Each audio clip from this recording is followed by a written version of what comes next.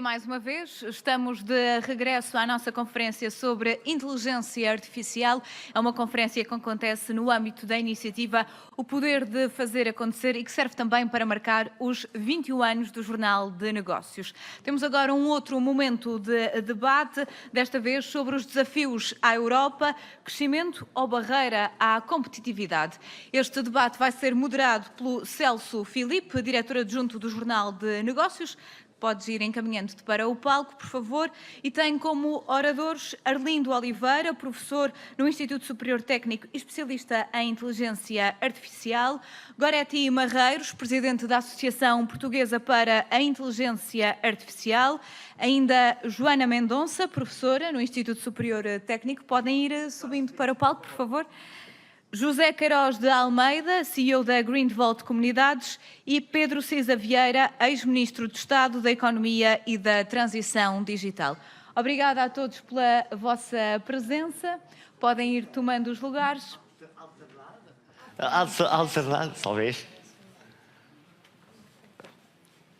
Muito obrigada e tenham uma boa conversa.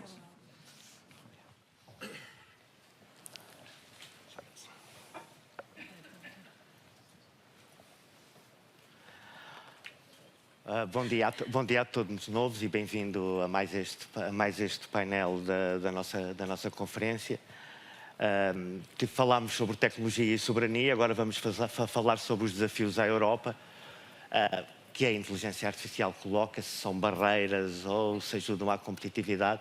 Podíamos começar por falar do tema que ficou aqui pendurado no painel anterior, que era a da regulação, mas prefiro não, e eles pedir a opinião sobre uma coisa mais atual e que depois nos pode convocar para esse debate e que tem a ver com o relatório Draghi, com as necessidades que o relatório Draghi aponta para investimento, tanto na área da inteligência artificial como na área da defesa.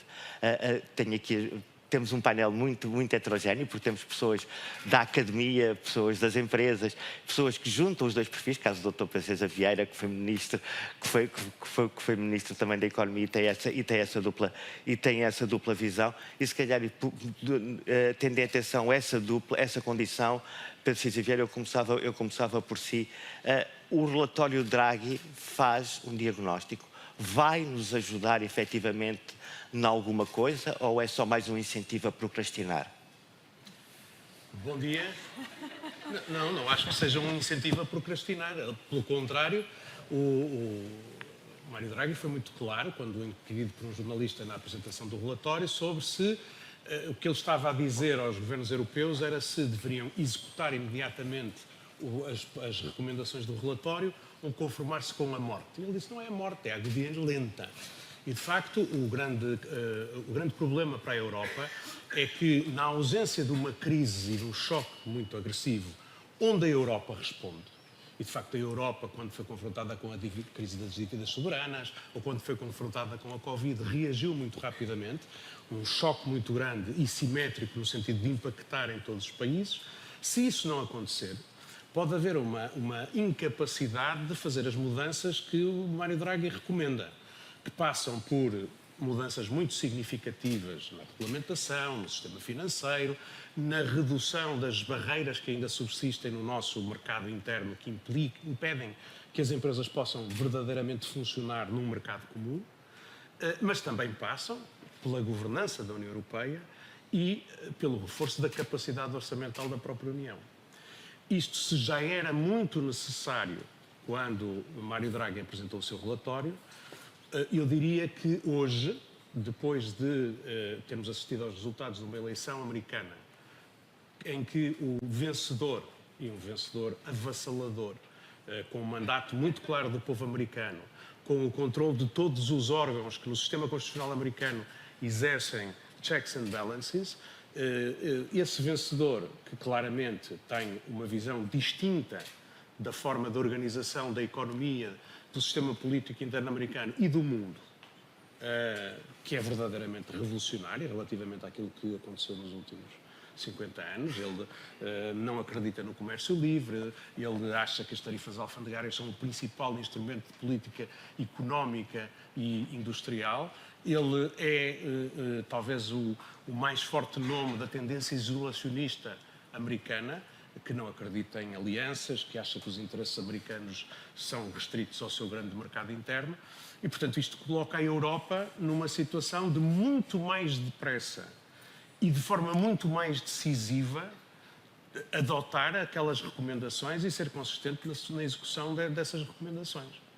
Ao mesmo tempo, a própria vitória do Trump, ao alimentar um conjunto de partidos e movimentos políticos que na Europa se reconhecem nas mensagens do presidente Trump, que são extremamente nacionalistas, contrários à ideia de integração europeia, muitas vezes próximos ou com simpatias pelo regime russo, tornam também mais difícil concretizar essas recomendações. Portanto, este é um momento muito, muito difícil. As mensagens fundamentais do relatório Draghi e as suas recomendações básicas são claras neste sentido: reforço do mercado interno, reforço da capacidade de governança da União e uma adequação do sistema, hoje em dia muito fragmentado, às necessidades de crescimento rápido da produtividade. São mesmo lições para levar a sério, e se não o fizermos, se procrastinarmos, então será a tal lenta agonia. Nós, se calhar, não nos vamos dar conta disto. Na nossa geração, nós continuaremos a viver de forma muito confortável, como todos os europeus vivem. Nós estaremos bem, com qualidade ambiental, com as nossas cidades impecáveis, com um modo de vida muito bom. Mas este modo de vida custa muito dinheiro, que só quem tem liderança tecnológica, só quem tem produtos que o mundo queira comprar, é que consegue sustentar. E, portanto, a lenta agonia vai ser paga depois pelos nossos filhos e pelos nossos netos, que se calhar vão viver num mundo mais complicado do que aquele que nos foi dado viver. Joana, na academia temos talento capaz de responder às necessidades colocadas por este, vou utilizar uma expressão do livro do Aldous Huxley, para este admirável mundo novo?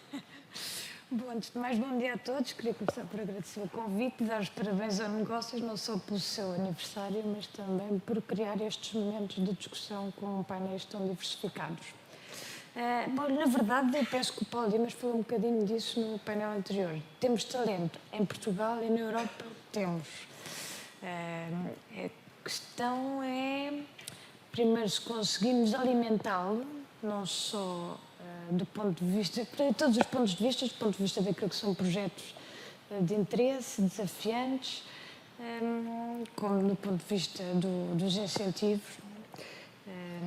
E, na verdade, aquilo que se tem observado no contexto da inteligência artificial é que há uma grande apetência pelo talento se deslocalizar para sair da academia, né, sobretudo nesta área, porque as empresas começam a têm uma grande capacidade de performance e de desenvolvimento, começam a ter incentivos também à investigação e até em parceria com as universidades, e, portanto, está-se a observar de facto uma deslocalização de talento da academia para as grandes empresas que estão a desenvolver o futuro da inteligência artificial. Portanto, mas é um processo feito, vamos lá, de comum acordo, ou é uma espécie de takeover hostil?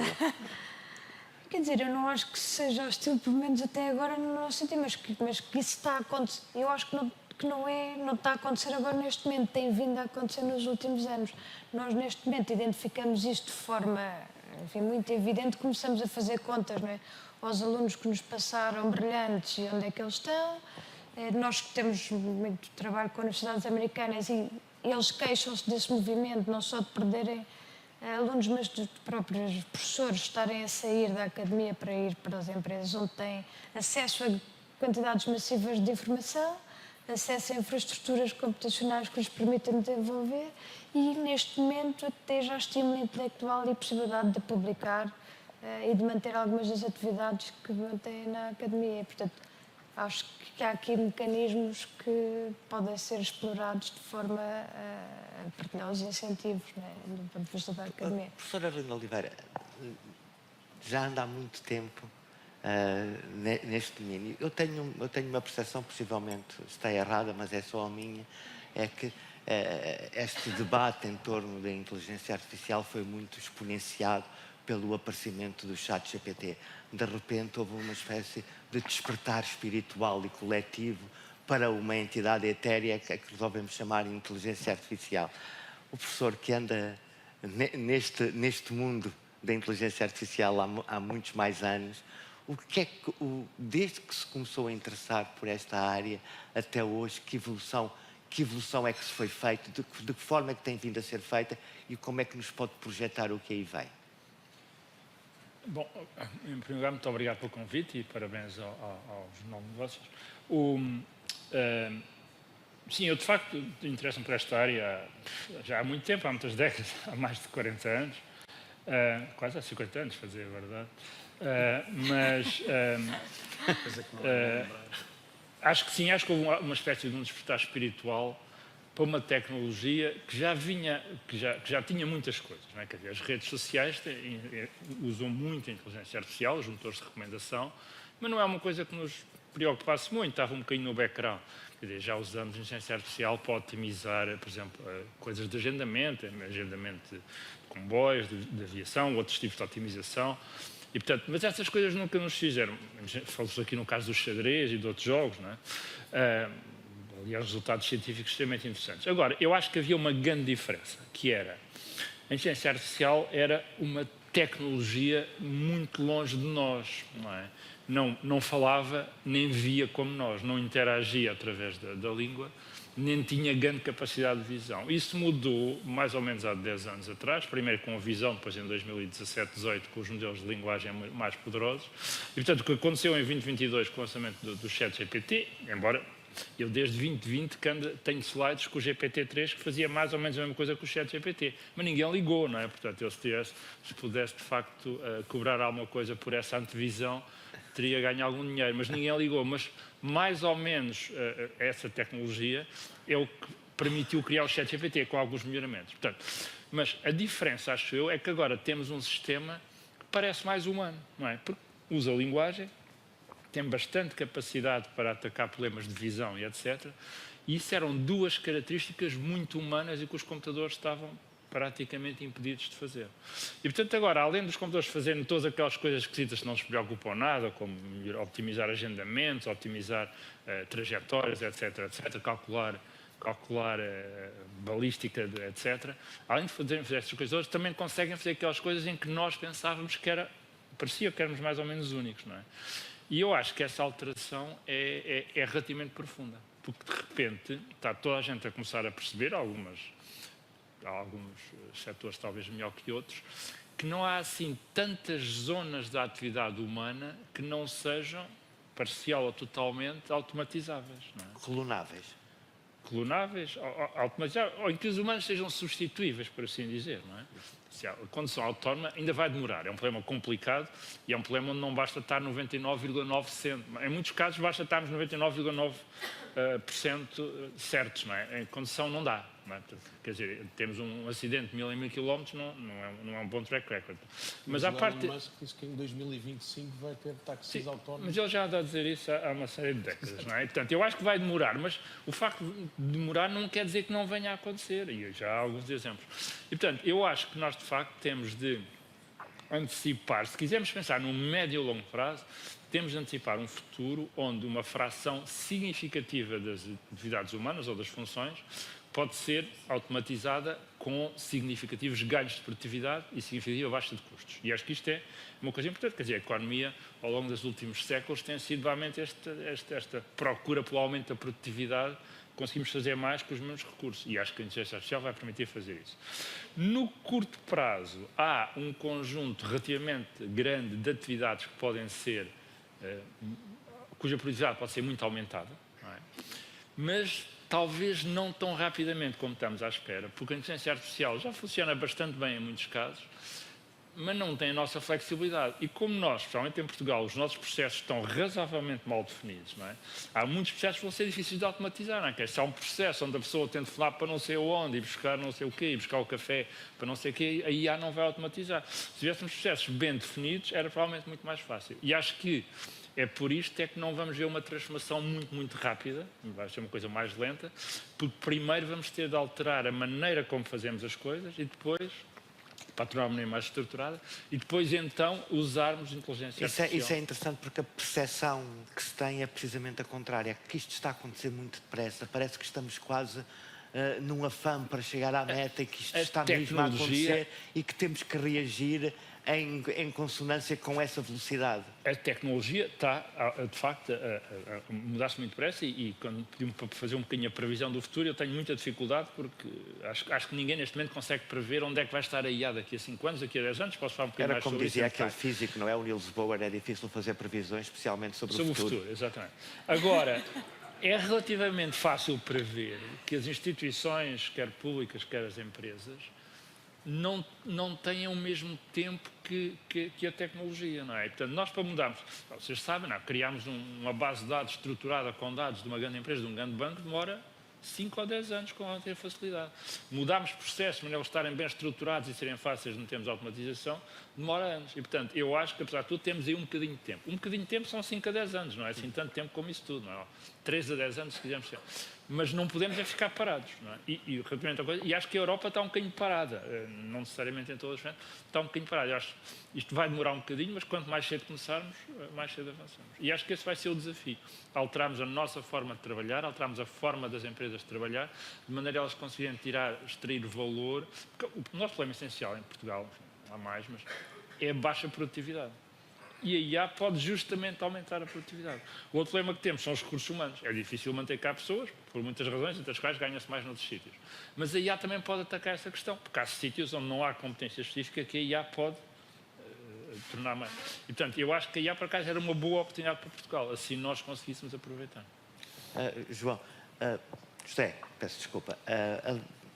O Pedro acabou por falar num ponto que toca com a atividade da Green Volt e que tem a ver com a questão da energia. Aliás, ontem uma das primeiras reações à vitória de Trump foi que as ações das empresas europeias de energia caíram por causa da posição de Trump sobre a questão energética. Eu queria-lhe fazer duas perguntas. Uma tinha a ver com aquilo que o professor Arlindo tinha dito, que tem a ver com, no vosso setor da energia, a IA pode ser um acelerador de crescimento, pode ou não.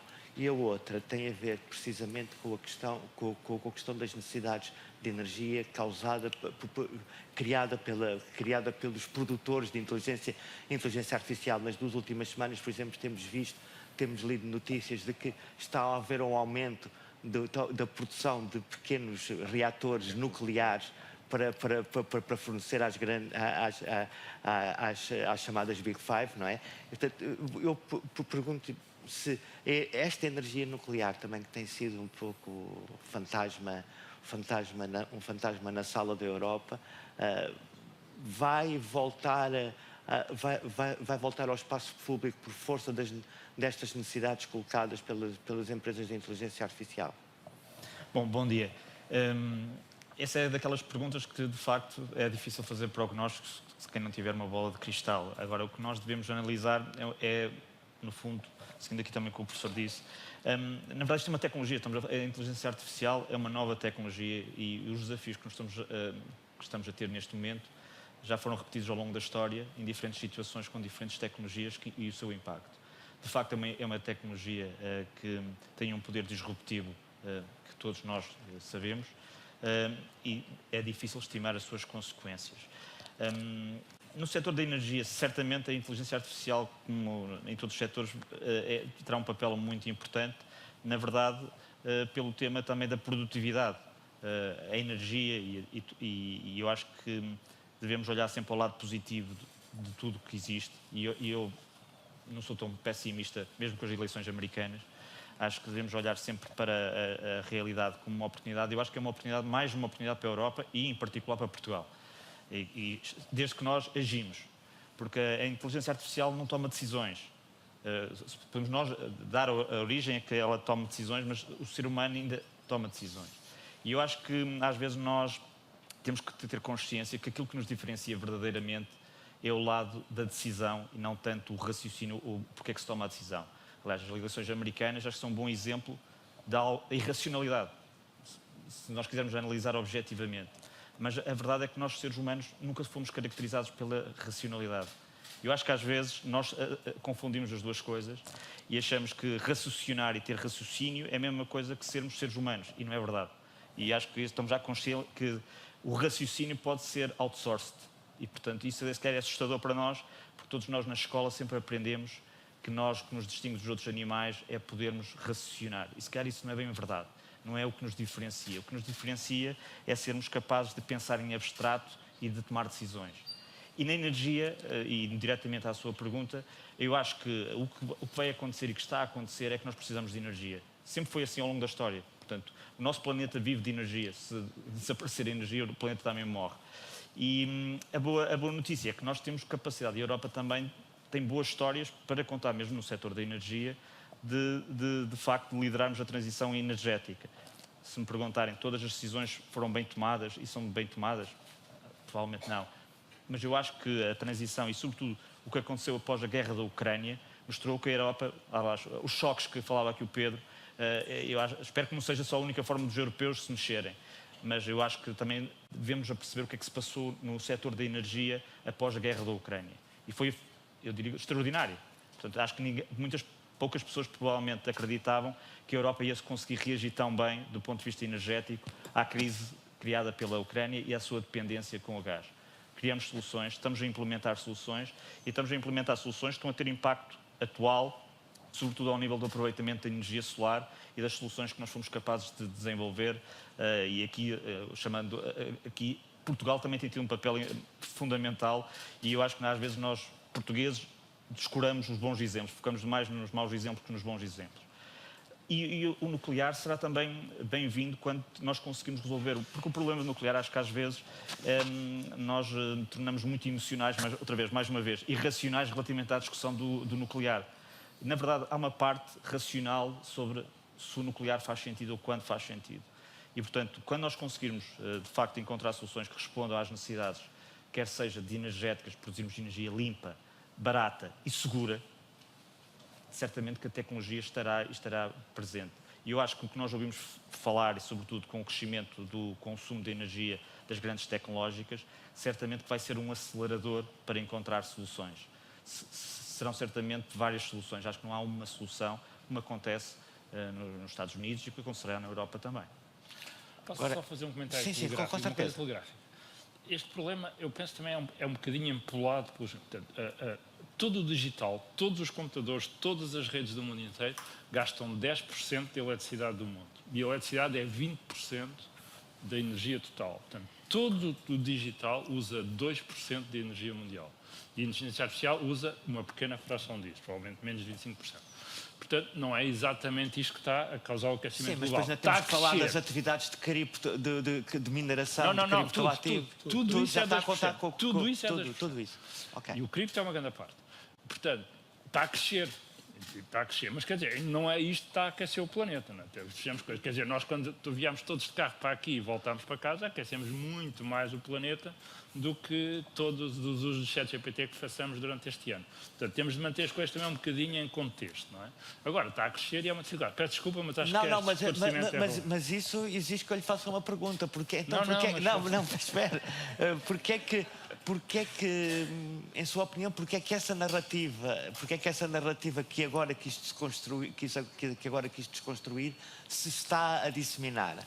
Qual é que é o objetivo? É um facto que está a crescer rapidamente e, portanto, se é uma coisa que multiplica por 2 a cada 2 anos, como sabem, rapidamente se torna uma fração muito grande. Mas, enfim, muitas vezes a gente foca-se em questões que não são objetivamente... Quer dizer, é uma questão, não é? E é muito, mas, quer dizer, 2% da energia mundial é muita energia, mas são só 2%. Sim, nós gastamos muito mais com os barcos e com os carros e com os aviões e com a indústria e com o cimento e com a... Quer dizer, portanto... Se calhar cria-se um problema só para tentar encontrar uma forma de acelerar uma solução. Não, e já agora também a resposta. E porquê é que a Google estão a querer usar a nuclear? É bom para a imagem, não é? Quer dizer, nós estamos aqui a gastar energia, mas criámos aqui um novo recurso energético a recuperar. Portanto, há aqui muitas componentes de comunicação que não são necessárias. Obrigado. Goretti, antes de mais, uma nota. Presidente da Associação Portuguesa para a Inteligência Artificial. Isto significa que estamos a constatar um facto, não é? Quando só a criação da própria associação significa que se tornou... Deixe-me interrompê-lo só um minuto. A Associação comemorou este ano 40 anos. Olha, mais uma vez. Obrigada. Obrigado por enfatizar tão bem a minha ignorância. Longe disso, mas no seguimento do professor O Adelino. dobro da idade do Jornal de Negócios. O dobro, é verdade, o dobro. É verdade, e peço desculpa por...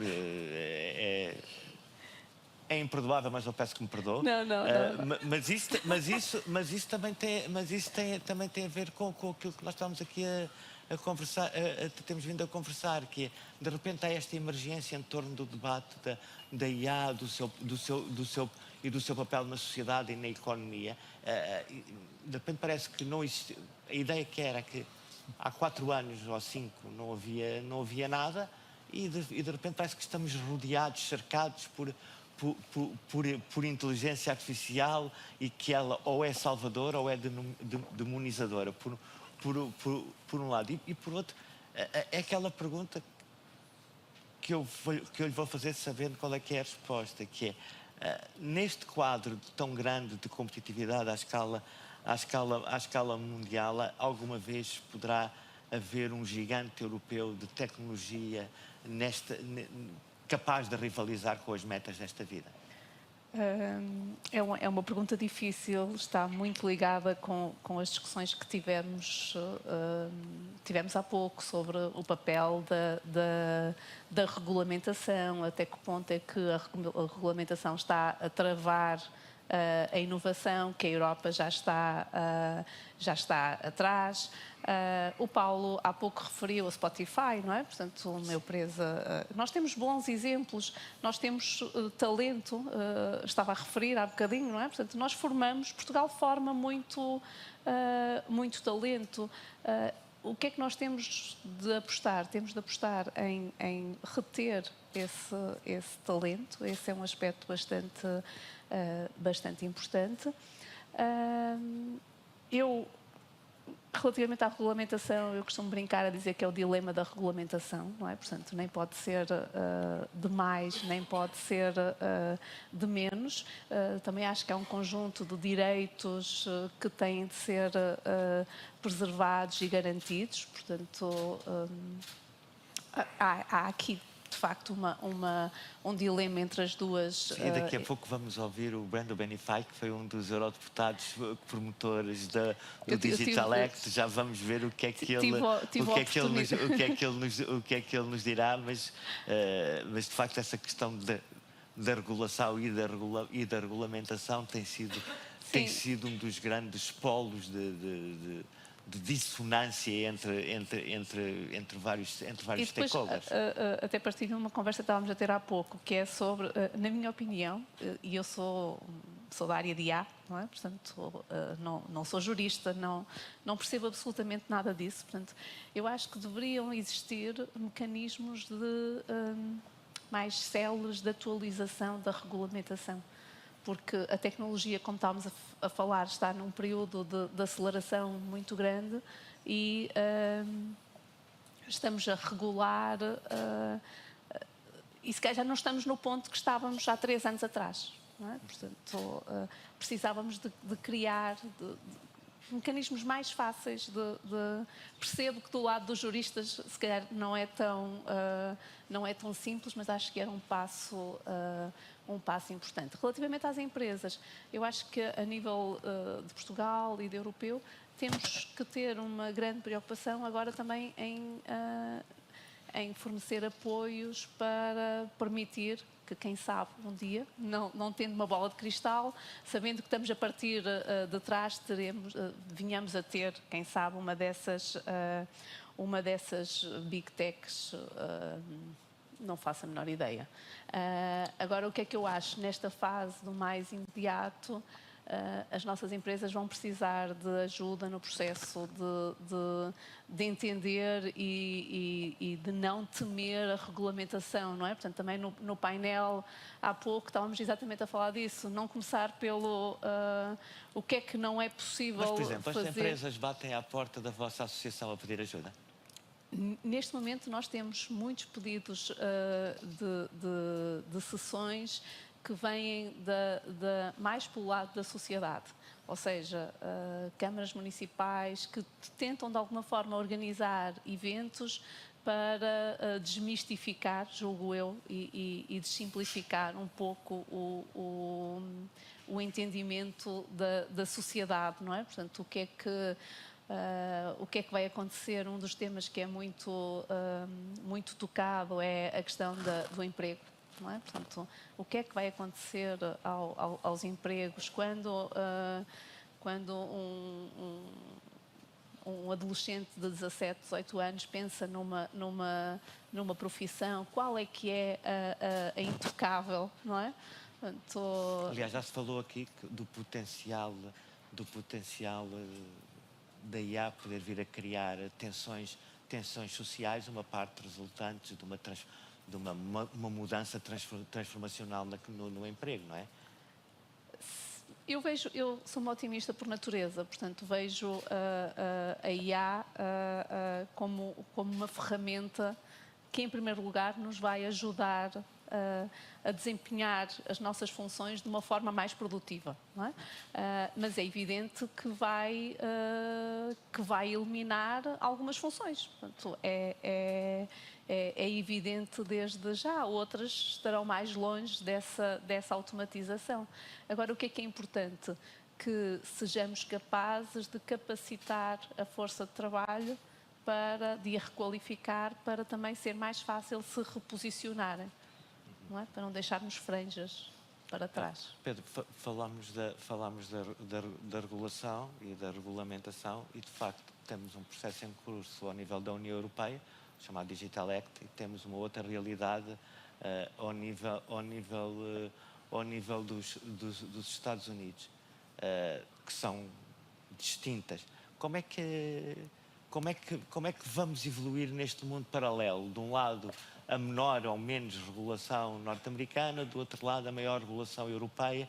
Como é que as próprias empresas tecnológicas se vão encaixar neste mundo dual? Essa é uma pergunta difícil. Em função da relação de força que estabelecem. Nós temos, por exemplo, casos em que grandes empresas tecnológicas reagiram a decisões de regulação tomadas por alguns países, dizendo, então a gente afasta-se. Aconteceu na Austrália com o Facebook a dizer, quando foi preciso, quando a Austrália aprovou um regime jurídico a dizer que o Facebook tinha que pagar às empresas de comunicação social a produção de conteúdos, eles disseram que a gente não faz. Então a gente sai e deixa de publicar coisas dos jornais australianos. E, portanto, é um tema de relação de força. E muito desse tema de relação de força depende do poder de mercado e do poder de cada um dos mercados em que as empresas atuam. E, de facto, neste setor, este setor tecnológico, estas grandes tecnológicas americanas, cresceram muito rapidamente num espaço vazio de regulação e, portanto, conseguiram ganhar um poder de mercado impressionante.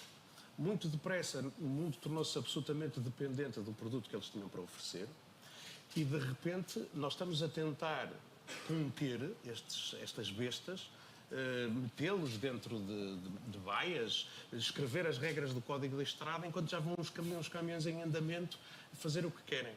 E, portanto, é um tema difícil e é um tema que também pode ser complicado do ponto de vista da resolução dos problemas que nós estamos aqui a tentar resolver.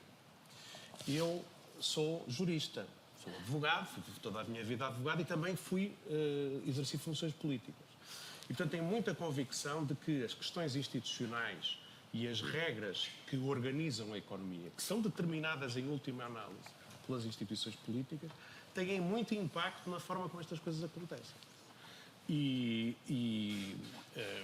Não é por acaso que, onde na Europa existe o talento, em alguns casos, a investigação fundamental que permitiu o nascimento de muitas destas tecnologias que agora ocuparam os mercados.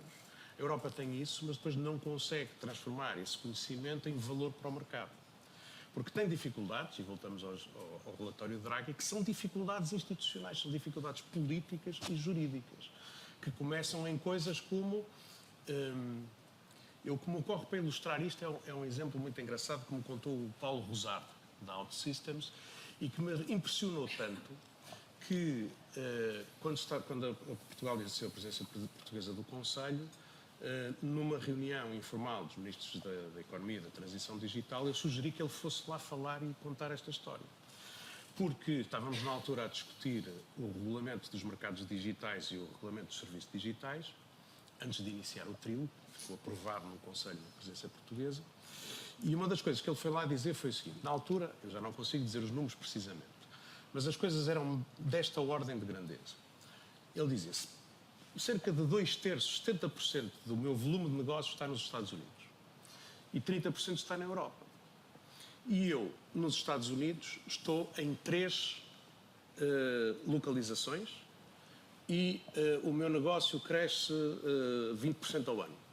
E na Europa eu tenho que estar em 11 localizações. Na Europa é muito mais custoso, porque eu tenho que... toda esta regulamentação nacional, toda esta fragmentação de mercado, toda esta incapacidade que, de facto, sobretudo na área dos serviços, se existe em prestar serviços a partir de um Estado-membro para outros, organizar modelos de negócios em função da regulação nacional, torna muito mais complexo. Portanto, é muito melhor ir para os Estados Unidos. Isto ainda antes de se falar em coisas como acesso a financiamento, que depende, lá está, de uma união no mercado de capitais, antes de se falar em coisas como acesso a talento. Estas são das coisas que, de facto, dificultam a tarefa. E são questões jurídicas e são questões que dificilmente se resolvem enquanto o sistema de governo for esta espécie de, e na verdade este ainda existe, uma confederação, uma coleção de Estados nacionais que são cada um deles com os seus próprios interesses a cautelar estas coisas. E, portanto, numa área em que a escala é tão importante, estamos sempre a falar da necessidade das empresas ganharem escala porque as empresas com maior dimensão são mais produtivas, pagam melhores salários, investem mais em investigação e desenvolvimento, etc, etc. Isto não é uma coisa que se possa resolver à escala nacional.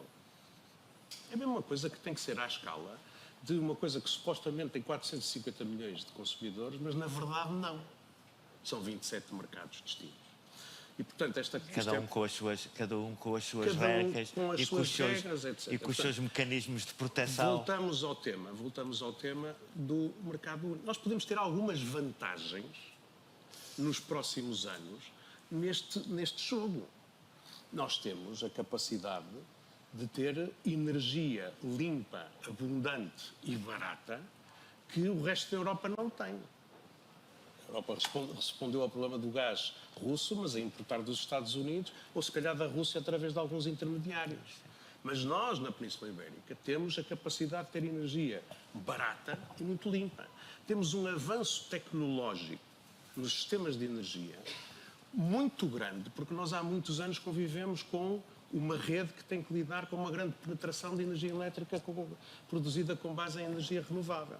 Isso é muito complexo. Isso exige muita tecnologia, muita inteligência artificial, etc. Isto são vantagens que nós temos. Grande parte do investimento que nós estamos a ter no setor industrial tem a ver com a circunstância de países europeus irem à procura dos custos de energia mais barata que nós temos aqui. Agora, mais uma vez, há questões institucionais. Desculpem lá, tenho que fazer este parêntese. Nós não podemos ter esta oportunidade imensa de atrair investimento muito significativo e depois termos sumos de estudos de impacto ambiental por parte do Ministério do Ambiente, que ao mesmo tempo é responsável pela política energética do país e que tem objetivos de aumentar as coisas. Isto é impensável. Estes são problemas institucionais e políticos. Isto foi um parênteses. Para concluir, a escala europeia é aquilo que distingue a escala americana. E, portanto, Sendo que a escala europeia, por aquilo que está a dizer, não existe. a Porque escala existe uma europeia escalazinha. ainda não existe. Existe nos setores, por exemplo, nos setores das mercadorias, nós temos um mercado mais integrado que o dos Estados Unidos. A indústria automóvel europeia tem exatamente as mesmas regras em todo o espaço. Um automóvel que seja produzido ou que seja introduzido no mercado na Roménia cumpre as regras de todos os países europeus. Não acontece isso nos Estados Unidos. Mas nos serviços financeiros, uma série de coisas, nós não temos isso. E, portanto, e não é a diversidade de sistemas fiscais. Os sistemas fiscais nos Estados Unidos são os mais complexos que existem e as coisas são... É mesmo este tema da escala e da integração do mercado interno. Então vamos desejar boa Só sorte. Então vamos desejar boa sorte à Maria Luísa Albuquerque. Desculpem não? lá, eu estou isso é muito importante. Mas a outra coisa é esta. Há muitas coisas em que nós precisamos dos americanos. Nós precisamos dos americanos porque eles têm capacidade de computação, porque eles têm data centers, porque eles têm uma capacidade tecnológica que vai ser muito difícil à Europa nos próximos anos adquirir. E nós estamos aqui a falar da vantagem que eles têm na inteligência artificial, mas nós temos ainda outras coisas, que é a adoção destas ferramentas e destas tecnologias em toda a sociedade e em toda a economia. E para isso vamos precisar dos americanos. Uma das coisas que também é crítica é a possibilidade de uma divergência de regulações entre os Estados Unidos e a Europa, que faça com que nós tenhamos cada vez mais dificuldade em trabalhar com os americanos. Dou-vos um exemplo.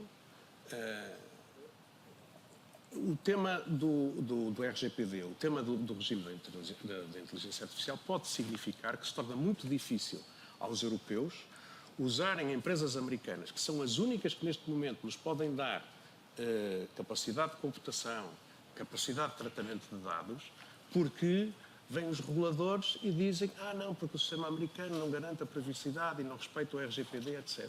Já agora, é pior em Portugal do que no resto da Europa. João, voltando a uma questão que também esteve ligada a esta área da inovação, esteve na agência, eu pergunto-lhe se a questão da inteligência artificial, de todos os processos que ela desencadeia, ajuda a acelerar e a desenvolver mais rapidamente as startups, já que nós somos uma economia dominada por pequenas e médias empresas, as novas tecnologias poderão ser indutoras de um crescimento mais rápido.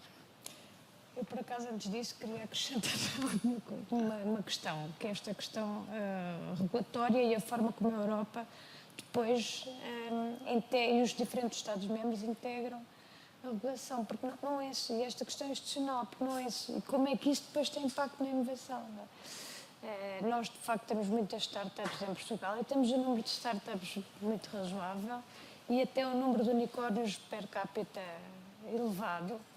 Mas quando olhamos depois para o futuro desenvolvimento e olhamos precisamente para a forma como estamos a integrar o AI Act e a regulação europeia, vemos que em Portugal a nossa capacidade de resposta ainda não está muito ágil e, portanto, nós fizemos uma análise, fiz agora com uma aluna, que analisámos precisamente como é que os Estados-membros estão a responder aos requisitos do AI Act e a diferença entre os Estados-membros é muito, muito significativa. Portanto, em Portugal, também por uma questão de escala e de maturidade institucional e de capacidade dos reguladores de se adaptarem, não consegue ainda, de facto, dar resposta àquilo que são os requisitos, digamos assim, do AI Act, e isso pode ser impeditivo de inovação.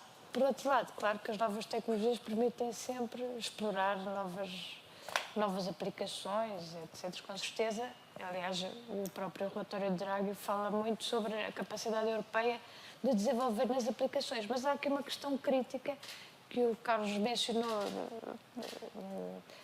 por alto no painel anterior, que é a questão de olharmos para a inteligência artificial e para toda a cadeia de valor. Não é? Nós falámos um bocadinho das competências e da criação de conhecimento, que são bases, mas depois quando olhamos para toda a cadeia de valor da inteligência artificial, a verdade é que ela está no upstream, ou seja, nas áreas em que há mais valor e em que, no fundo, vão determinar depois o resto, totalmente dominada por empresas americanas. E, como disse o Pedro, nós precisamos das empresas americanas. Portanto, esta questão se vai haver um gigante europeu ou não, é crítica. Nós podemos desenvolver aplicações e vamos com certeza ver cada vez mais startups a aparecer neste espectro, porque mais uma vez agora andamos todos a falar de inteligência artificial e portanto as pessoas estão mais despertas e com mais vontade de introduzir coisas novas, mas muito na área das aplicações e não é muito claro, penso eu, ainda, como é que o AI Act vai de facto limitar não tanto o aparecimento de startups ou de ideias, mas depois o scale-up e o crescimento destas ideias que têm muitas vezes tendência a migrar para os Estados Unidos, não só por questões de mercado, mas também por questões de acesso a financiamento de maior dimensão, que é, aliás, outra questão mencionada pelo Draghi no relatório. Questões críticas, e eu acho que também temos que olhar um bocadinho, pensar um bocadinho com esperança para o que é que fazemos com isto. E eu acho que há imenso trabalho que nós podemos começar já a fazer, e acho que este tipo de painéis contribui a isto, que é olhar um bocadinho para a estratégia tecnológica, que é algo que nós também fazemos pouco. Na Europa tem feito algum trabalho, mas ainda muito timidamente. Agora, por exemplo, nos Estados Unidos, eu trabalho com uma colega americana que está a fazer um critical assessment de todas as tecnologias críticas para os Estados Unidos. Não é? Portanto, eu acho que em Portugal há e na Europa há um trabalho a fazer de identificação do que é que são as tecnologias críticas, o que é que são as nossas capacidades, as nossas competências e onde é que nós queremos investir e apostar. Portanto, mais do que as startups, que naturalmente são críticas para movimentar a economia, sem elas não há crescimento, não é? Temos que, do ponto de vista estratégico, olhar para estas tecnologias. Como é que olha para este AI Act europeu? De que forma é que ele pode mexer com o setor da tecnologia, se nos vai ajudar, se nos vai travar? E gostava também de saber a sua opinião em relação àquilo que falou tanto aqui o Pedro como a Joana, que é se é viável um modelo de cooperação entre empresas europeias e empresas norte-americanas. Sim, o AI Act é um caso interessante da maneira como funciona na Europa. Né? O AI Act começou a ser discutido, provavelmente lembrar-se, mas para aí há 4 anos ou coisa assim, não deve andar... 2020, deve estar à volta disso. Teve em discussão durante uma série de anos, não referia uma única vez modelos de linguagem. Portanto, toda esta tecnologia que nós agora associamos à inteligência artificial generativa não é referida uma única vez no AI Act. Entretanto, saíram os modelos de linguagem, saiu o ChatGPT, aquilo mudou tudo e, provavelmente, aquilo foi tudo reescrito. Portanto, esta discussão de 4 anos foi extremamente inútil, porque foi tudo reescrito no último ano e foi aprovado. Eu não gosto muito da designação de regulamento de inteligência artificial. Felizmente, nós não temos um regulamento da matemática, nem um regulamento da química, não é? Porque são tecnologias que poderiam são usadas, aliás, para cá. Eu preferia pensar como o regulamento das aplicações de inteligência artificial, AI Applications. Mas pronto, independentemente do nome, é só um detalhe. De facto, o regulamento é sobre aplicações, não impede o desenvolvimento de tecnologia, nem coloca isso. E eu acho que desse ponto de vista é positivo, quer dizer, eu acho que vivemos muito melhor num mundo onde a aplicação destas tecnologias seja regulamentada de maneira a salvaguardarmos os direitos dos cidadãos, direito à privacidade, direito ao bom nome, ao esquecimento, etc. A única dificuldade aqui é nós, quando regulamos as armas nucleares, não regulamos as armas nucleares só no lado dos Estados Unidos, não é? Os acordos de armas nucleares regulavam as armas nucleares entre todos os países que tinham armas nucleares.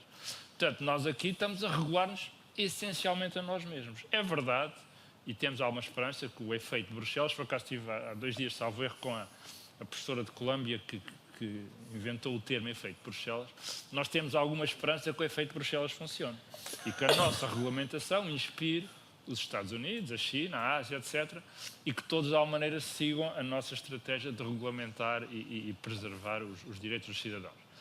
Eu não tenho a certeza se isso vai acontecer, por razões diferentes. Não é? Nos Estados Unidos, porque acham que qualquer obstáculo à liberdade individual é um obstáculo ao desenvolvimento e ao crescimento, e, portanto, É verdade que a Califórnia lá vai aprovando umas coisas, mas não tem comparação em termos de abrangência e de limitações com as coisas que foram aprovadas aqui. Na China, para a razão oposta, não é? Porque eles estão perfeitamente marimbando para a liberdade individual e para os direitos dos cidadãos, que querem é desenvolver tecnologia e criar desenvolvimento. Portanto, nós estamos aqui um bocadinho no meio, não é? Eu gosto de pensar que estamos no sítio certo, não é? No meio está a virtude, mas arriscamos a que nenhum dos outros pontas do espectro, no respeito à questão dos direitos individuais, nos sigam. E aí é que eu pergunto, ok, vivíamos melhor num mundo onde este regulamento, ou alguma versão dele, destas ideias, fossem adotadas.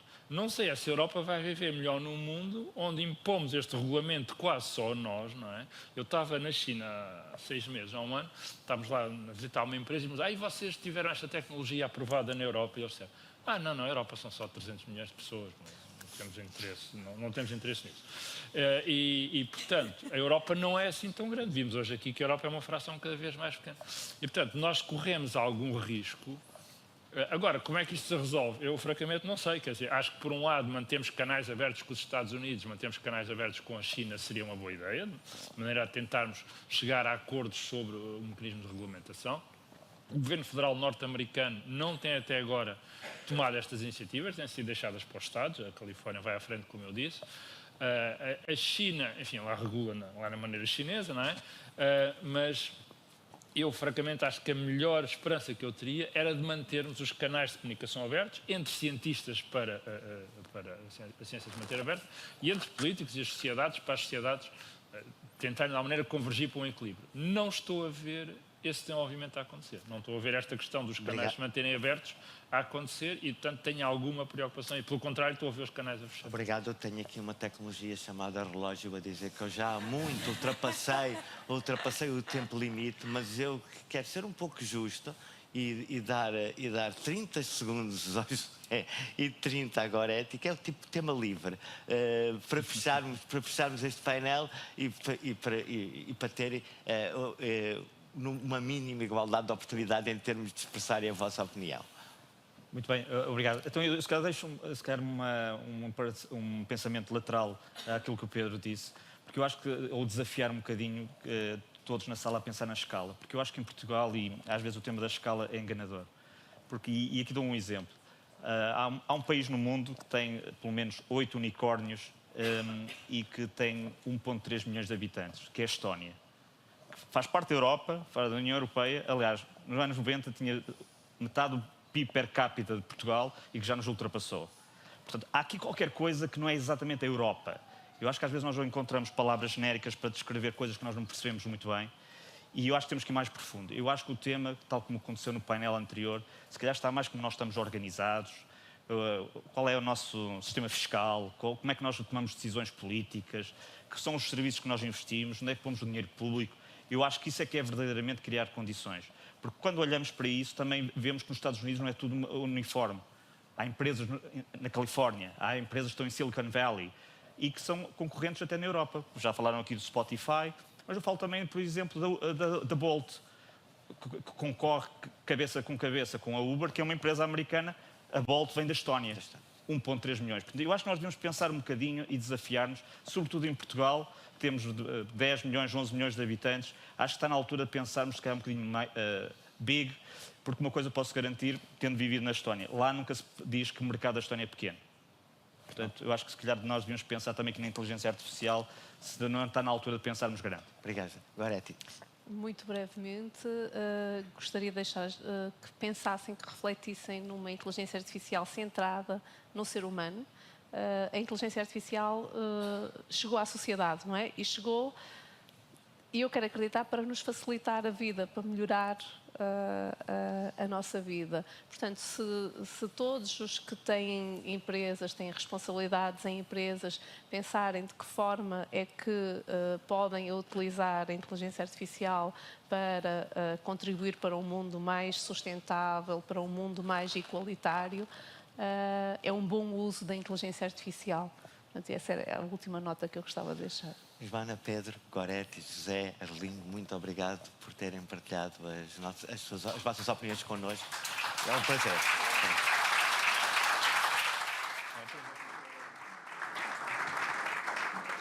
Muito obrigada a todos. Um pouco na sequência daquilo que foi falado agora no palco, vamos ver também uma mensagem enviada por Brando Benifei, membro do Parlamento Europeu pelo Grupo Aliança Progressista dos Socialistas e Democratas, vai partilhar as considerações que tem sobre as implicações da inteligência artificial no contexto europeu.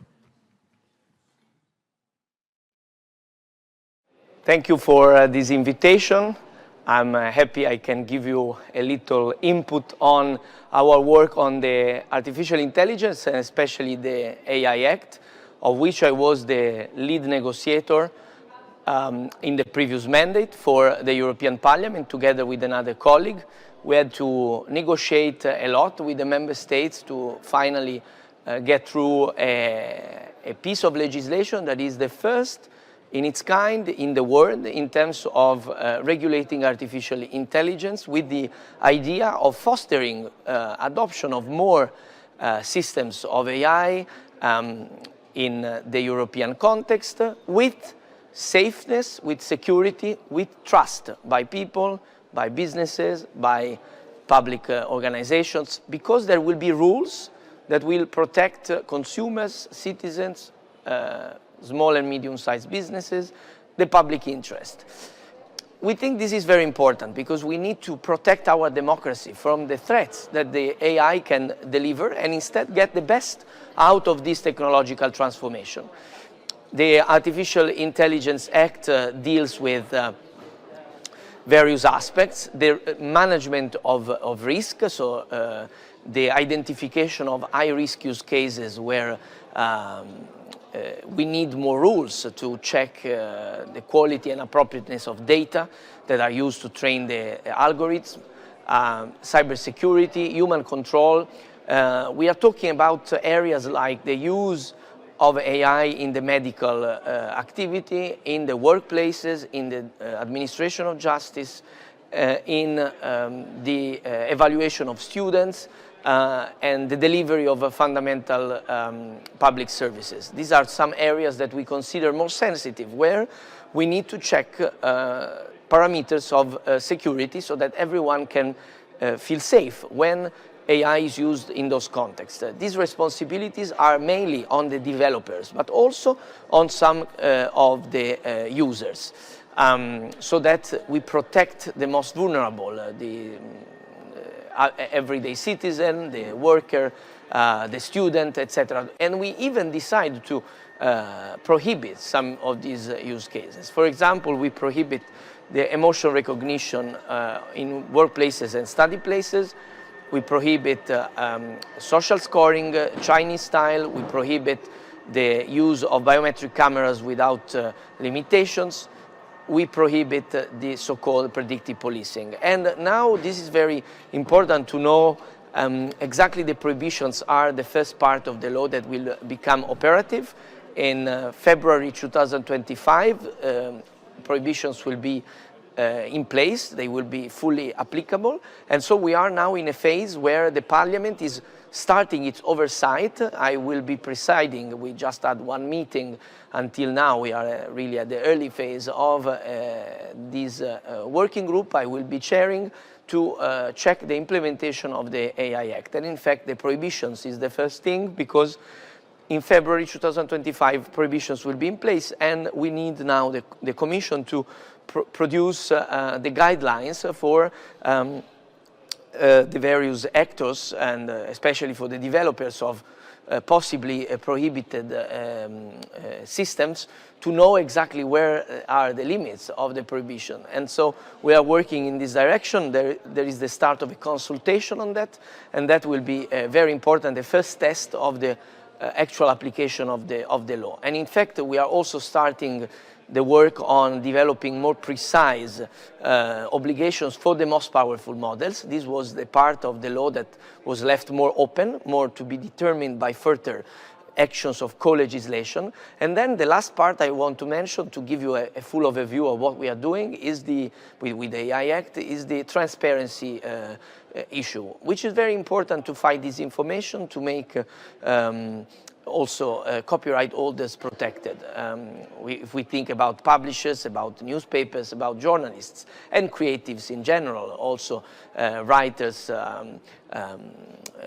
painters, musicians, directors, etc. Because we have identified two very important transparency provisions, among others. One of them is to make the AI content identifiable as AI generated through a watermarking, so a label that is readable by the machine itself, by the device used to look at the AI content or listen to AI audio or watch video or pictures. Today, without this kind of labeling, the deepfakes can be used to manipulate people, to make disinformation, to hurt economically, to do cyberbullying, etc. We want to stop abuse of the use of deepfakes, and we want to instead bring more transparency, more possibility to know when a content is AI generated or AI manipulated. And then the copyright protection, we want transparency on what content is used to train AI, and also to guarantee an opt-out for those that don't want to have their content used. But in the case the content has already been used, think of many important AI models, then we need to be sure that there is transparency on what has been used, so that you can be sure that if copyrighted protected material has been used to train AI, you will know it and you can get the compensation you deserve. We need to apply the copyright directive correctly also in the AI area, so that we can avoid that only very, very big players like New York Times, for example, that put forward a judicial cause with OpenAI, can promote their actions to protect their rights, but also every level of a right holder can have the instruments to avoid exploitation of their copyrighted material. This is a complex issue, but we are going in the right direction, and we have the strong support of all the creative industry, I think, for a just battle for the balance that is needed between innovation and creation of new AI and the protection of creative material. And finally, what can we expect then now with this progressive unfolding of the law and its application at the global level? Well, at the global level, we have seen a lot of initiatives going on. The Hiroshima process at G7 level for the more common rules on generative AI, but also OECD work on the definition of AI systems, UN working with the Summit on the Future, and other formats, including the Munich Security Conference with a pledge on security by the main developers. So you see a lot of actions, but we need more stable initiatives on very delicate areas where the domestic legislation like the AI Act cannot be effective. I give you one example: the prevention of misuse of AI in war areas in the military. This needs a corpus of international law that is AI related and needs to be established. For example, if we look at the use of autonomous killer robots, but also on the generative AI, if we want to be sure that protection of, against disinformation becomes effective, we need more interoperability globally. So we need to go in this direction, and what will happen in the US will be very important. It's an important partner for us. It's crucial. I say that because we have now the election period, and we are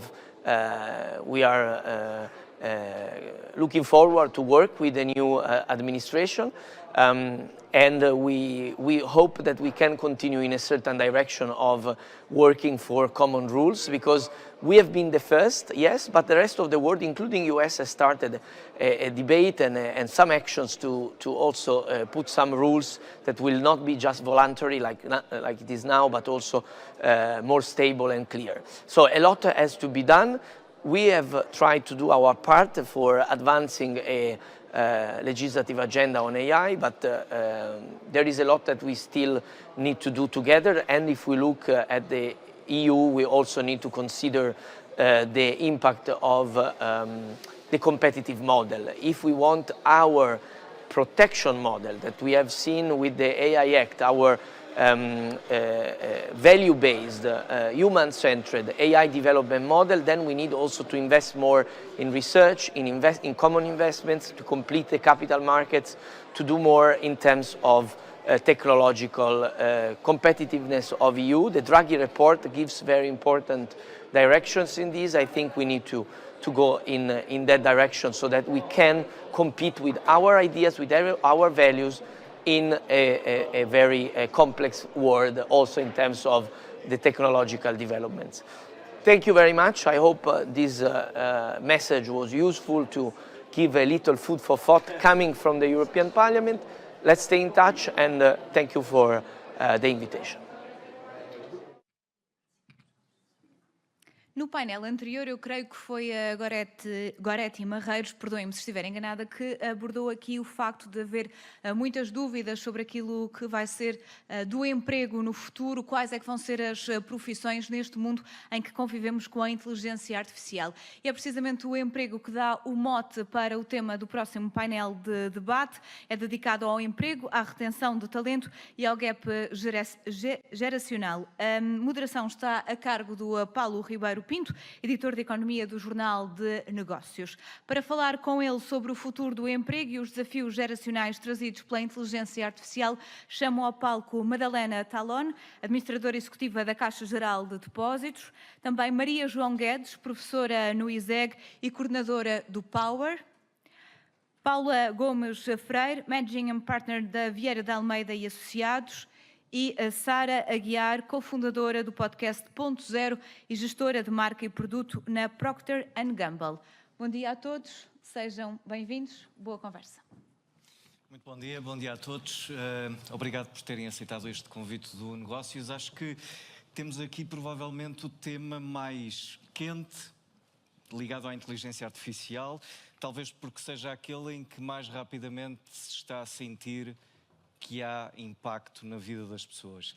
E se calhar eu começava pela Madalena Talon, administradora da Caixa Geral de Depósitos, administradora que nos pode dizer aqui um pouco o que é que está a acontecer também nesta área, porque há uns meses fizemos um trabalho no Negócios sobre o que é que a inteligência artificial já estava a impactar no emprego, e a banca era uma das áreas, um dos setores onde isso já acontecia, nomeadamente, por exemplo, na concessão de crédito. Já se sente este impacto, este efeito na banca também? Bom dia, muito obrigada pelo convite, é um prazer estar aqui hoje. Portanto, pensando um bocadinho no tema do emprego e dos impactos que se estimam em termos dos próximos anos, portanto, o que se estima não é tanto uma perda de emprego, mas sim um reposicionamento da procura por perfis distintos daqueles que atualmente estão no mercado, que exigirá algum tipo de requalificação e de conversão das pessoas e de alguma forma o tratarmos a profissão de forma um bocadinho mais aberta e dinâmica. Isto é algo que também já se tem vindo a sentir e que nos próximos anos se intensifica, mas não apenas devido ao tema da inteligência artificial, também devido a outros fatores que estão a mudar na sociedade, como seja o caso da transição energética, que também está a levar a uma grande necessidade de requalificação, ou o envelhecimento da população, depois com impactos também na área da saúde. Em relação à inteligência artificial, portanto, o trabalho de automação, digamos assim, dos processos, é um trabalho que já ocorre há algumas décadas, não necessariamente recorrendo à inteligência artificial, mas pensarmos nas aplicações digitais, nos canais móveis, há várias transformações que se foram sentindo e que têm um grande impacto na maneira como, em particular, o banco se relaciona com as pessoas. E há que olhar para este tema de duas maneiras. Por um lado, do ponto de vista da tecnologia, dá-nos espaço para fazer coisas diferentes que não eram possíveis sem ela, e pegando aqui Coisas no novas exemplo, ou- no exemplo do mobile, hoje em dia um cliente que tem a aplicação móvel vai uma vez por dia ao banco, em média. Isso não seria possível sem ao existir balcão. este tipo de canal, não é? E, portanto, o que aconteceu foi que o número de interações do cliente com o banco aumentou muito. Isso depois também potencia uma Isso permite a criação série, de novos negócios. uma até série de outras coisas. Falando agora de algo que estamos a começar a experimentar e mais ligado com o tema da inteligência artificial. No atendimento personalizado ao balcão, o termos as ferramentas de atendimento integradas com motores de inteligência artificial que conseguem caracterizar de forma mais certeira aquele cliente e as últimas questões que colocou ao banco, seja por via do contact center ou de uma reclamação ou de algum processo que deixou incompleto, também permitem um atendimento muito melhor. E por isso estamos a trabalhar,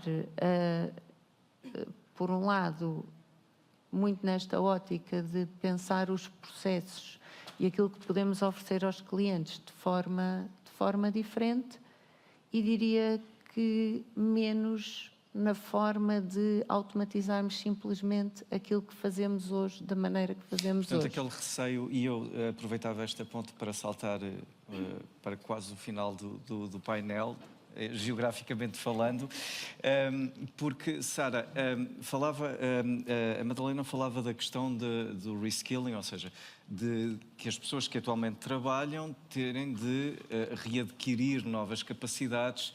Isso será, porventura, aquilo que a inteligência artificial trará, não tanto por destruição de emprego, mas por remodelação dos postos de trabalho? Antes de mais, bom dia também e obrigada pelo convite. Eu acredito que sim.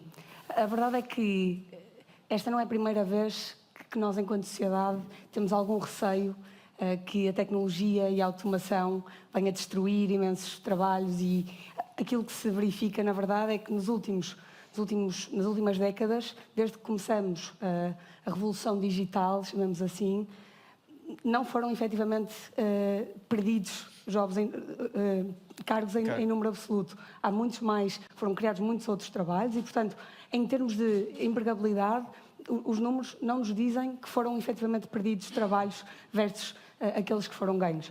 E eu acho que é importante lembrarmos disso, porque efetivamente esta é uma revolução que tem características muito específicas, tem uma velocidade que é diferente das anteriores, mas no final do dia continua a ser a utilização de uma ferramenta a nosso favor. Pode ter impactos negativos também, se nós não soubermos utilizar, mas continua a ser uma ferramenta que pode potenciar, como falavam agora mesmo, muitas outras áreas e a criação de muitas outras skills e áreas de trabalho que nós não conhecemos, às vezes nem conseguimos imaginar com aquilo que conhecemos hoje, com a realidade como a conhecemos. E acho que há aqui 2 ou 3 pontos que importa relembrar neste sentido, que é, em primeiro lugar, este tipo de modelos que nós utilizamos com mais frequência agora, o ChatGPT, coisas semelhantes, o copiloto, eles são criados, tipicamente, eles são construídos para servirem de ajuda aos seres humanos, não para nos substituírem na sua própria criação, no seu desenvolvimento. Isto é uma das regras que é seguida. E, portanto, não é tão assustador se nos lembrarmos disto, pelo menos para mim. Outra coisa que é importante lembrarmos é que há muitas competências humanas que serão crescentemente importantes e que provavelmente serão muito difíceis, se não impossíveis, de replicar pela inteligência artificial. Diziam aqui num dos painéis anteriores que nos ensinaram na escola que a nossa capacidade cognitiva e de raciocínio era aquilo que nos diferenciava dos outros animais. E, por consequência, se calhar nós trouxemos esta lógica para a máquina também, para a nossa comparação com a máquina. Mas não é necessariamente verdade. Há todo um conjunto de capacidades que nós temos enquanto seres humanos que a máquina ainda não consegue replicar. Muitas delas nós até ainda nem as compreendemos muito bem. Portanto, é que o desenvolvimento da neurociência vai desempenhar um papel fundamental nos próximos anos também, porque quando tentamos replicar a forma de funcionamento do cérebro humano, mas ainda não a compreendemos na totalidade, por exemplo, a consciência ainda não é bem consensualmente definida na comunidade científica, ou há várias perspectivas. E por isso também é difícil perceber em que momento é que a inteligência artificial se pode aproximar daí. Mas que não é tão importante para o trabalho, há muitas ainda assim na área profissional que nós podemos potenciar e desenvolver e que vão ser muito mais importantes no futuro para conseguirmos criar estes novos trabalhos e estas novas áreas de inovação. Portanto, haverá uma recomposição do trabalho, de certa maneira. Isso passava... há pouco a Paula Gomes Freire, da VDA, estava a assinar, enquanto a Sara falava, estava a assinar com a cabeça que sim. Haverá aqui novas profissões, novas até criatividade diferente, recomposição do mercado de trabalho. Não sabemos muito bem para onde é que isto vai. Estaremos, de facto, a andar muito depressa. O professor Kenneth Rogoff dizia que era melhor termos um botão de pausa, pararmos um pouco e pensarmos no que é que está a acontecer. Obrigada e bom dia. Está a funcionar? Está. Bom dia a todos e obrigada. É um gosto enorme estar aqui e parabéns aos Não Negócios pelo seu aniversário. Vamos lá ver. Eu acho que num plano muito macro, muito assim, mais longínquo, eu acho inevitável considerarmos que isto vai ter impacto no emprego e nos postos de trabalho tal como os conhecemos hoje. Eu não sou economista, portanto tenho relativamente pouca propriedade para falar sobre temas relacionados com emprego e com mudança neste plano, mas parece-me inevitável. Acho que nós temos aqui uma tecnologia que pode e substituirá muito do que nós fazemos. Portanto, parece-me inevitável uma certa substituição de muitos dos empregos e dos postos de trabalho que hoje, tal como hoje os conhecemos. Mas, de facto, quer dizer, a nossa história ao longo do tempo mostra-nos que temos sido capazes de adaptar, não é? De nos reinventarmos. Não é? Se calhar há 200 anos na Europa, grande parte da população trabalhava na agricultura e hoje o paradigma é completamente... A revolução industrial também. Completamente diferente. E, portanto, acho que uma visão relativamente otimista e benigna da nossa capacidade de nos reinventarmos e nos adaptarmos, leva à conclusão de que tudo isto a prazo se rearranjará e cá estaremos daqui a 10, 20, 50, 60, 100 anos num modelo completamente diferente. Mas eu acho que é importante deixar aqui um ponto de interrogação, porque é uma dúvida que eu tenho profunda relativamente a esta questão da inteligência artificial, que é de perceber se de facto estamos aqui para uma coisa completamente diferente de todas as inovações tecnológicas a que já assistimos. O professor Arlindo falava nisso, isto é uma tecnologia que tem o poder de nos substituir naquilo que é intrinsecamente humano. Aliás, o Harari, autor do Sapiens, tinha uma frase que eu achei espetacular, que dizia que a inteligência artificial tinha hacked o operating system da humanidade. E, portanto, este aspecto... Pirateou-nos. E, portanto, este piratear da humanidade pode, efetivamente, levar, é um ponto de interrogação que eu deixo, a um desfecho um pouco diferente, que não sei muito bem se é necessariamente tão benigno, nesta ideia de que muitos novos trabalhos, muitos novos empregos, muitas novas funções vão ser reinventadas. Eu suponho que sim, acho que tem sido essa a nossa história, mas acho que devemos deixar este ponto de interrogação. Eu gostava, se calhar, de focar a coisa um bocadinho mais no imediato, portanto, porque isto é assim uma consideração um bocado genérica e macro, para olhar para aquilo que está a acontecer, não é? Aquilo que vemos efetivamente no imediato é que há muitas funções que são facilmente automatizáveis em certos setores que vão ser substituídas e que estão já a surgir novos trabalhos, novas funções, isso é uma evidência. E se calhar puxando aqui um bocadinho a brasa à minha sardinha, já que sou responsável pela gestão de uma sociedade de advogados, o setor legal é um setor particularmente fascinante nesta matéria, porque é um setor em que há muita tarefa automatizável, mas é um setor de base de conhecimento intensivo, não é? Daquelas Isso é características, aquelas características exclusivas do homem, não é? Que é pensar sobre assuntos, uma dedução analítica e interligar questões, analisar problemas complexos, usar experiência, usar judgment, não é? Capacidade de avaliar e, portanto, tudo isto parece assim mais difícil de ser pirateado pela inteligência artificial.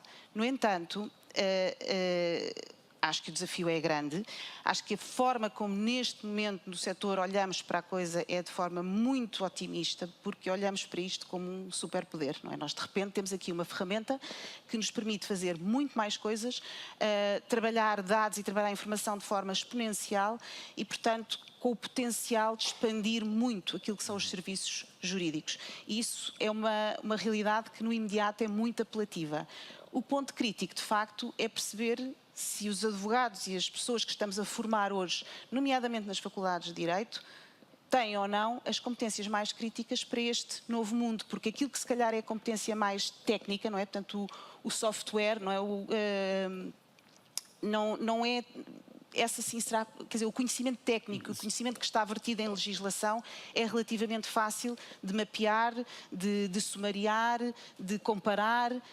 E, portanto, nós vamos precisar muito mais do que uma competência jurídica estrita de enorme qualidade, que é sempre essencial.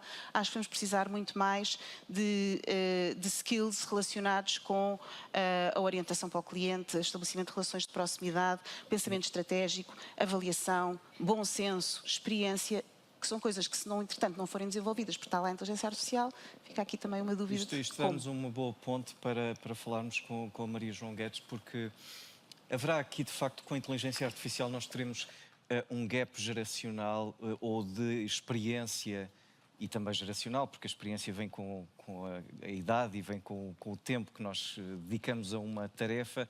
Haverá aqui com a inteligência artificial um aumento ou uma diminuição desse gap geracional? Eu acho que a nossa geração é a menos ameaçada neste momento, porque isto ainda vai durar um bocadinho até nos ameaçar. No nosso trabalho não vai assim mudar tanto. Mas eu vejo os jovens que estão agora a estudar ou que estão a aproximar-se da escolha da universidade terem mais dificuldades nessa escolha. Por exemplo, tarefas como de auditoria, contabilidade, vão mudar. E nós não podemos estar a ensinar do mesmo modo o que eles vão praticar daqui a 5, 10 anos numa realidade completamente diferente. E, por exemplo, esta área da auditoria é uma área que emprega muitos jovens e eles vão ter que naturalmente ter um novo perfil, vão ter que ter outras skills que ainda não sabemos como as transmitir, não é? Ainda nem sequer como professor, como professora não sabe. Como é que vai ser, exatamente. Portanto, estes jovens vão ter esta dificuldade. E para quem investir num curso, aprender tanta técnica, depois uma máquina vai fazer este trabalho tão rapidamente. Portanto, talvez as skills que nós tenhamos de estar agora aqui a investir será mais supervisão, de raciocínio lógico, de poder de decisão, de bom senso, do que propriamente de tarefas mecanizadas. Portanto, como há uns anos atrás, quando surgiu o Excel, nós pensávamos, os contabilistas, os gestores, como é que agora vão fazer aqui a análise de investimentos? Não desapareceram, mas tiveram que adaptar, tiveram que passar a usar essas ferramentas. Portanto, nós temos que perceber como educar a nova geração para usar as ferramentas para as empresas poderem aproveitar essas novas skills. E vai haver uma polarização, acho eu, de tarefas e depois também de salários. Ou seja, tarefas repetitivas vão inevitavelmente ser mal pagas, e não vai haver muita gente a querer desempenhar essas tarefas. E depois tarefas como os coders, estas pessoas que vão definir quais são os modelos que vão definir o que é que o AI pode responder ou não pode responder, vão ter um papel muito fundamental, mas não vão ser assim também tantos. Não vai haver aqui um efeito de substituição daquelas tarefas que vão desaparecer para estas tarefas que vão ser muito precisas. Inevitavelmente vai haver desemprego. E agora o grande desafio, a grande tarefa que nós temos entre mãos é o que fazer essas pessoas que vão perder os empregos. Se são qualificadas, naturalmente poderão ter mais hipótese de arranjar outras ocupações. Se não são qualificadas, o desafio que isto vai colocar aos sistemas de segurança social desemprego, subsídios que nós temos de pagar a estas pessoas. Vai trazer também a nível de desmotivação que estas pessoas vão ter, portanto, sentir que já não são necessárias, como é que vamos motivá-las a procurar novas skills, novas competências?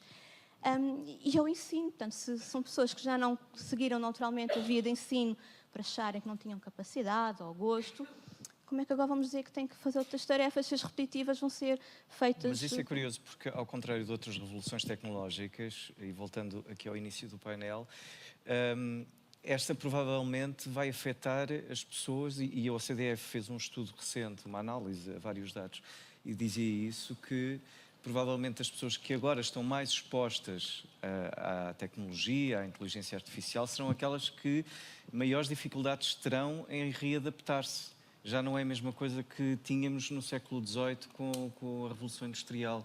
Isto é quase é a vingança do proletariado. Porque as tarefas manuais, a inteligência artificial não se pode fazer, não é?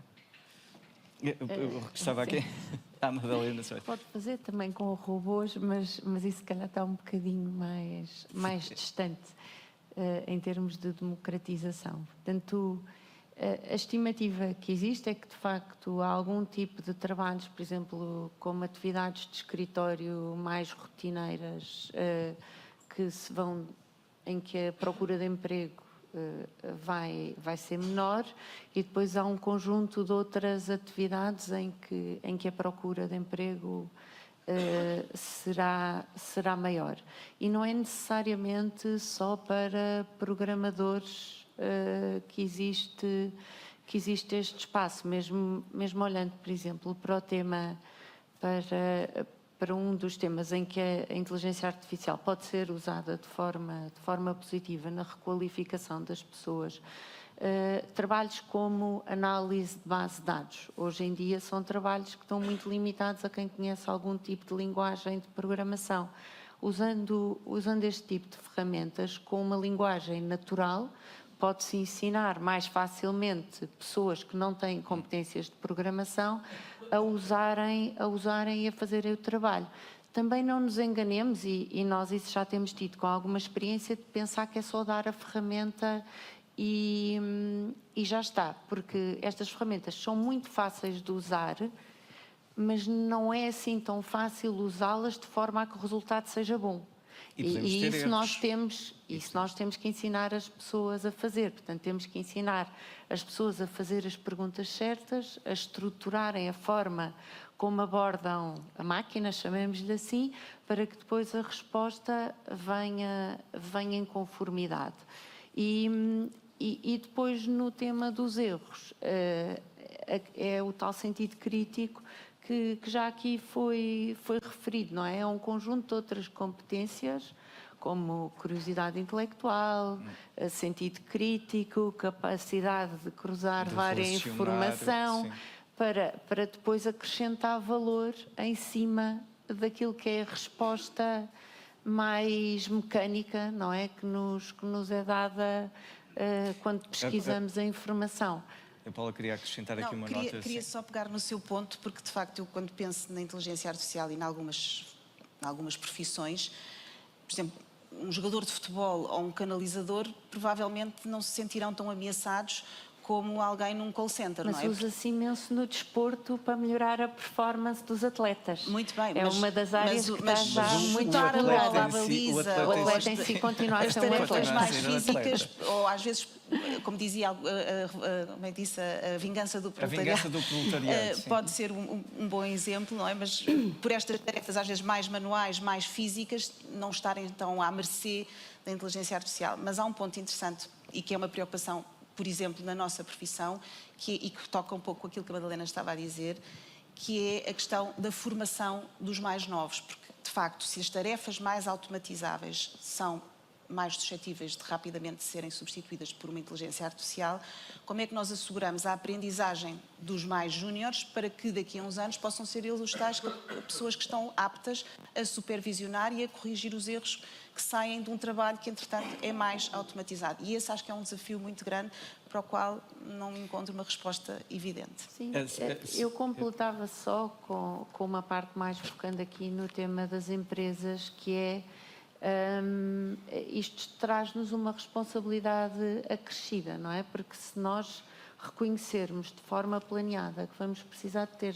a trabalhar nas nossas organizações pessoas com competências que não são exatamente as que temos atualmente, temos aqui a oportunidade e a responsabilidade de pensar nisto de forma estratégica, de ter planos de formação, planos de gestão da mudança no longo prazo e que ajudem as pessoas a fazer este percurso. Eu aproveitava para regressar à Sara. A Sara é cofundadora de um podcast que se chama Ponto Zero.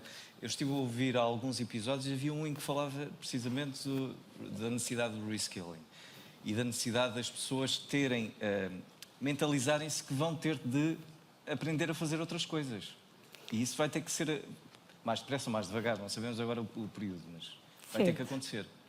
Sim, é verdade. E voltando aqui a diferentes pontos que acabaram de ser discutidos agora, sem dúvida, este reskilling vai ter que acontecer e, de facto, há vários estudos sobre quais é que são as skills do futuro e quais é que vão ser completamente alteradas em relação àquilo que conhecemos hoje. Um muito conhecido é um estudo do World Economic Forum sobre o futuro dos empregos, que nos diz que 44% das skills que são valorizadas hoje vão deixar de ser e vão ser substituídas por outras. Em primeiro lugar está o pensamento analítico, em segundo lugar a criatividade, e um disclaimer importante no que toca à criatividade, que há bocadinho acabei por não conseguir dizer, no outro dia li uma frase de um diretor criativo inglês que dizia que, embora nós estejamos muito preocupados com a substituição, a capacidade que a AI, com a sua capacidade generativa, tem de criar coisas, escrever poemas, criar filmes, o que quer que seja, há uma coisa que a AI não tem,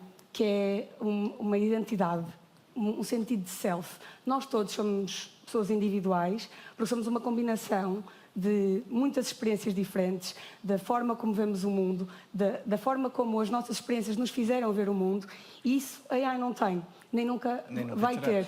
Tem uma combinação muito generalizada das experiências e visões de muitas pessoas no mundo, mas eu acho que isto vai ser uma coisa muito, muito importante, esta capacidade de nós mantermos e criarmos um sentido, uma identidade própria. O nosso cunho pessoal vai passar a ser cada vez mais importante. E nesta lista das skills mais importantes também vem depois, claro, compreender a inteligência artificial e Big Data, perceber o que é que está por trás destas ferramentas que estamos a utilizar. Mas depois também diz uma coisa que eu acho que remete para um outro ponto, sobre o gap geracional e sobre as lideranças e o que é que vai acontecer a seguir. Em quarto lugar nesta lista está a capacidade de liderança e de influência social. E eu acho que o que vai acontecer é que com a inteligência artificial nós vamos ter menos necessidade de gestão e mais necessidade de liderança. E, efetivamente, nós ainda associamos hoje a liderança a muitos anos de experiência. E o que eu acho que vai acontecer, e que eu acho que, na verdade, vai reduzir este gap geracional, é que nós vamos começar a ver mais líderes mais jovens, que vão aprender muito com a experiência que eles ainda não tiveram com os líderes mais séniores e, portanto, os dois papéis vão ser absolutamente essenciais na transformação das organizações. A mentoria, que é uma coisa que nós falamos muito no podcast também, a partilha de informação, porque nós, as gerações mais novas, não vamos estar expostas às mesmas coisas que estas pessoas mais velhas, mas é importante para nós sabermos o que elas existiram, que desafios criaram, exatamente. O que é que nos levou até ali? Exatamente. E, portanto, eu acho que vai haver uma colaboração muito mais intrínseca, muito mais próxima, e eu faço parte do Conselho Consultivo da Business Roundtable Portugal. Sou claramente a mais jovem dentro do contexto das grandes empresas em Portugal. E eu consigo perceber não só a vontade e o interesse que estes líderes mais séniores têm de perceber qual é que é a nossa perspectiva, de quem já está mais familiarizado, quem cresceu basicamente no contexto desta revolução digital, e que por consequência tem alguma facilidade em aprender e habituar-se a novas ferramentas, e ao mesmo tempo eu continuo a ter a mesma curiosidade também em aprender com eles, perceber o que é que a experiência deles me trouxe, e portanto eu acho que isto vai ser uma grande mudança que vamos ver também. E portanto acho que o reskilling é importante, a forma como nós pensamos o reskilling provavelmente vai mudar drasticamente, de volta também ao ponto da educação. Se calhar vamos passar a ter licenciaturas em pensamento crítico e se calhar licenciaturas como as de filosofia ou criatividade vão passar a ser muito mais amplas e muito mais relacionadas com este tipo de competências, que são estas tais competências humanas de que já todas falamos um bocadinho, e o trabalho vai ter características muito novas. E se calhar a Maria João Guedes, que é professora, podia-nos dar aqui um outro ponto de vista sobre como reter este talento que vai sair das faculdades, que está agora, ou que está a entrar agora. Como é que nós retemos este talento que também vai ser importante para nesta fase de avanço tecnológico? Essa questão já me foi feita antes. Eu respondi que com as palavras do grande filósofo português, João Pinto, prognóstico só no final. Essa é a grande questão e tomara saber responder. A questão é, nós temos talento, agora nós não conseguimos reter, quanto mais atrair.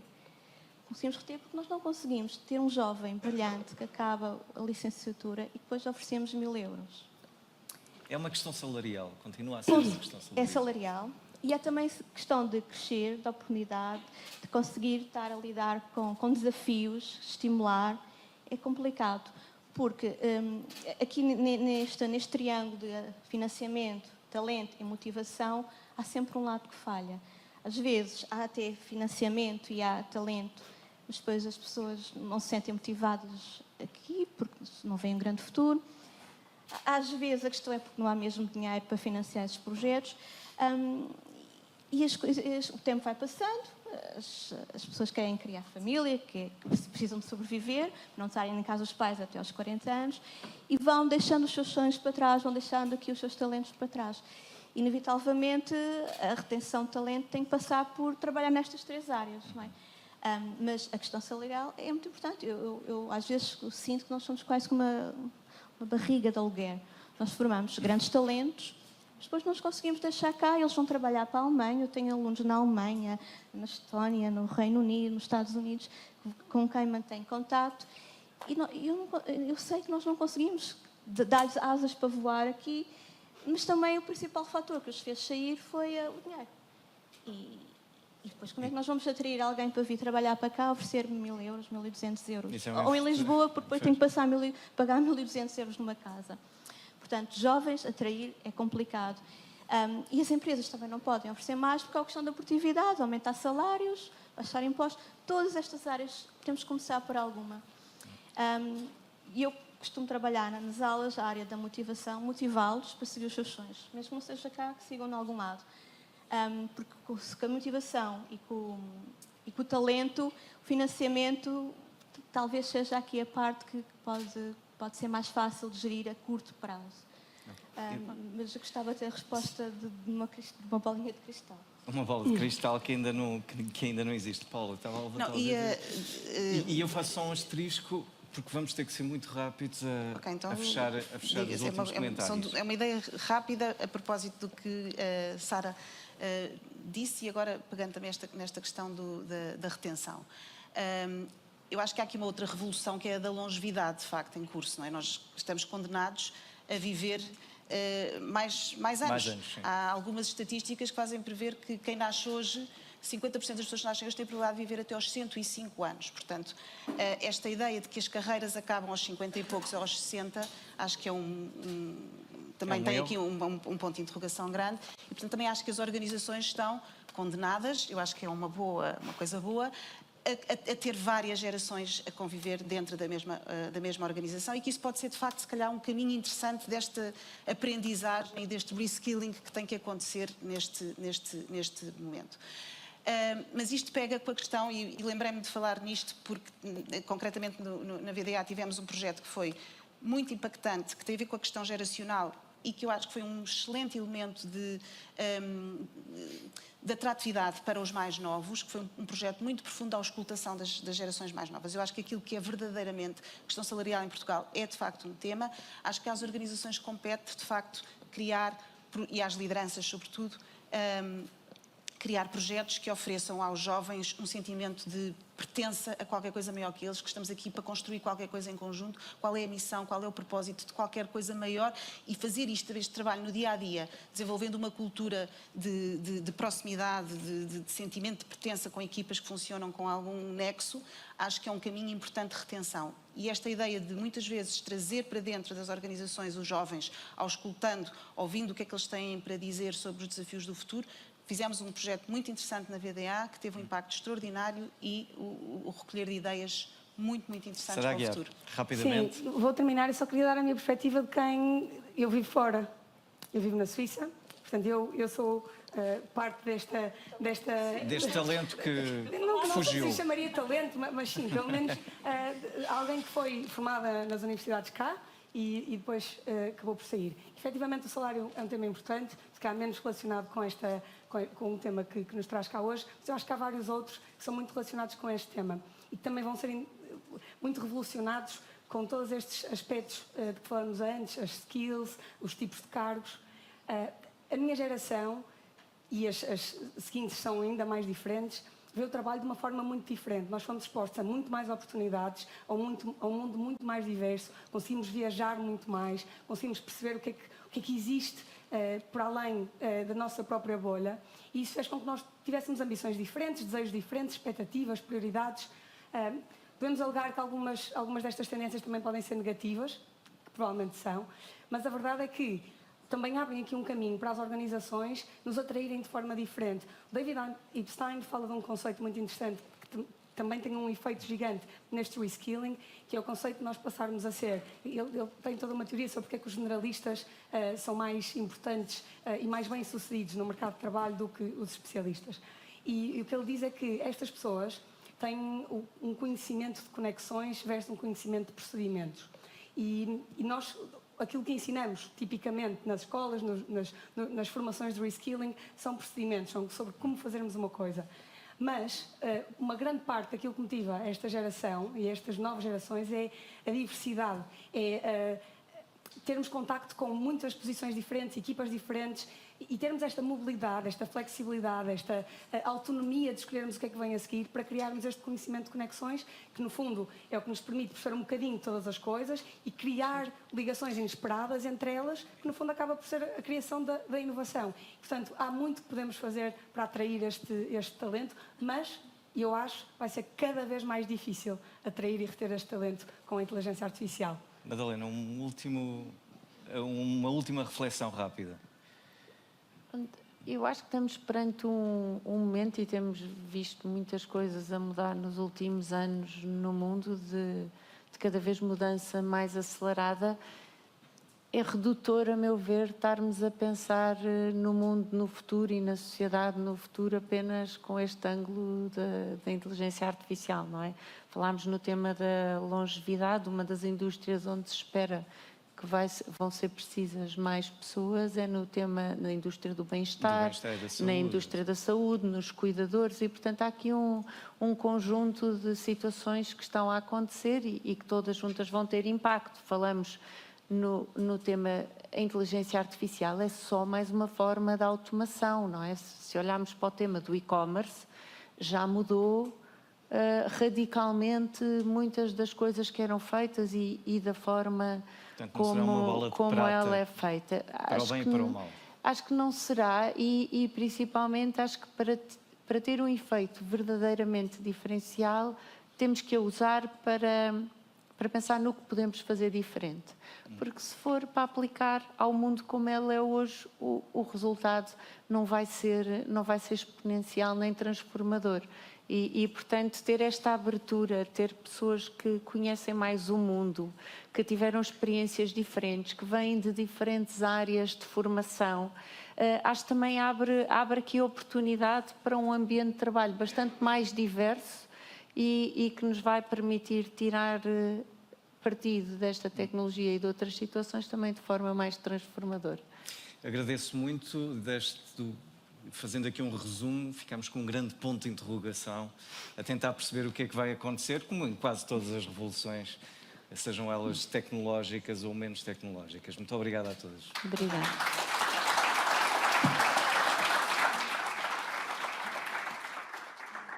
Nós ainda iremos falar sobre saúde e cultura. Vamos também dar voz aos jovens que são talentos na inteligência artificial, os jovens portugueses, mas são tudo temas para a parte da tarde. Fazemos agora uma pausa para almoço. Estão convidados para o almoço na sala aqui ao lado. Retomamos por volta das 2h30. Até já.